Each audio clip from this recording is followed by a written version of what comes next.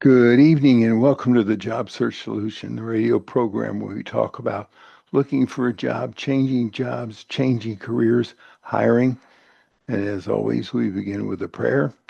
Dear God, grant us thy peace and thy mercy, thy will be done.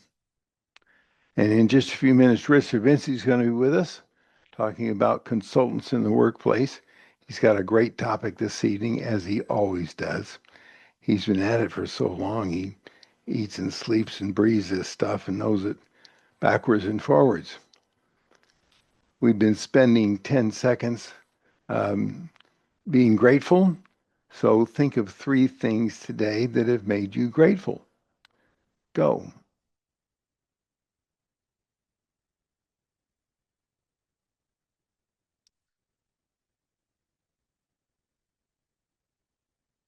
You just can't be unhappy when you're grateful. That's all there is to it. This evening, I wanted to talk about something that's ever dear to our hearts here at Babbage and Associates, and a joyous event, but also something that becomes very challenging and needs to be warned about. And that has to do with starting a new job. We had a candidate last week that started a new job, didn't follow the instructions, didn't follow our job search solution, didn't even read the job search solution, and bungled the first 3 days.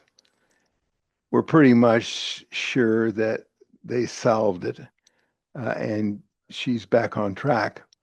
But I got to tell you, it was touch and go there for a couple, 3 days. So, what I thought I'd do is this week and next week discuss with you the way to start a new job. Now, everybody thinks, oh, that's simple. That's no problem at all. Well, it's not simple. People are still evaluating you no matter what you think. They're still judging you probably for the first 6 months to maybe a year.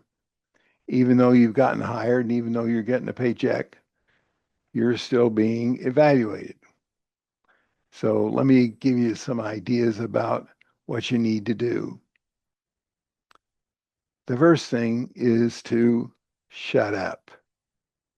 Say as little as possible just to get by and find out where the rocks are, so to speak. That's the best metaphor, just where the rocks are. Who's done what, who does what, how they do it, who's politically sound, who isn't, who is the um, who runs the undercurrent. Just shut up. Don't make noise. Just get along with everybody. Say as little as possible, unless you have to, and find out the politics of what's going on. That may take a while because there's always an undercurrent in every organization, sometimes a lot bigger undercurrent than you think in any organization. So you want to learn what that undercurrent is before you start aligning with any group of people or getting close to any group of people. Just be aware of it. It exists. It exists in every organization you belong to, you become to. Second thing, there's always some things that show up that you didn't realize before you took the job. There are lots of things that appear that you didn't realize were going to appear. You didn't expect them. You got to expect that. That's human beings. In an interviewing process, a company is never going to tell you what their words are. They're never going to tell you about the negative things, especially the relatively trivial things, but some things that do make a difference. So you got to expect that things are going to be different than they appear. And just expect that. And when it does, don't be shocked by it. Now, I've had situations where candidates showed up for a job and found out that the two founders were in the middle of a divorce and fighting like cats and dogs in front of the whole company, that the company was filing bankruptcy, that the company was going broke. I've had all kinds of things happen in situations like this, some more serious than others, and it may be that you're going to change your mind about the job. That doesn't happen very often, but truly, when it does, it's serious, and you should get some counsel about it. That even though you started a new job, it may change, but things are going to be different than they appear. And you're going to find out that there are a number of different things that are going to be different. So expect that. It's a human organization. Unless it's a drastic problem, don't worry about it because every company's got them. The best thing you can do when you start a new job is to keep your mouth shut and observe. Observe what's around, observe people, observe the politics, observe the undercurrent. Just observe. Observe what's going on in the company.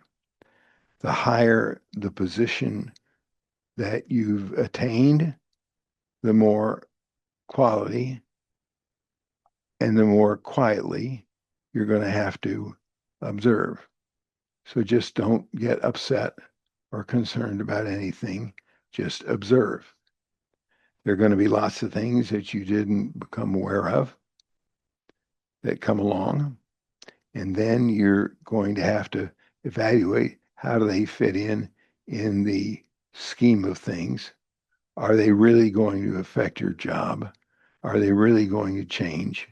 For instance, if you find out the company's in bankruptcy, then you may want to rethink your decision.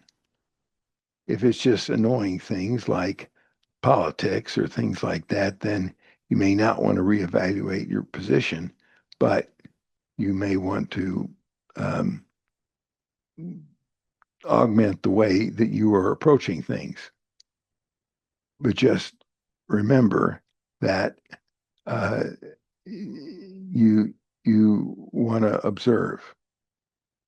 And then the last thing is for this session is you want to rely on the administrative personnel to tell you a lot of what's going on. We used to call these people secretaries. They know more what's going on in the company than the CEO does. So listen to them, find out about them, make friends with them, even if they're not in your department. Get them to tell you what's going on in the company. All right, we're going to take a short break. We'll continue this next week. This is Tony Bashar with the Job Search Solution.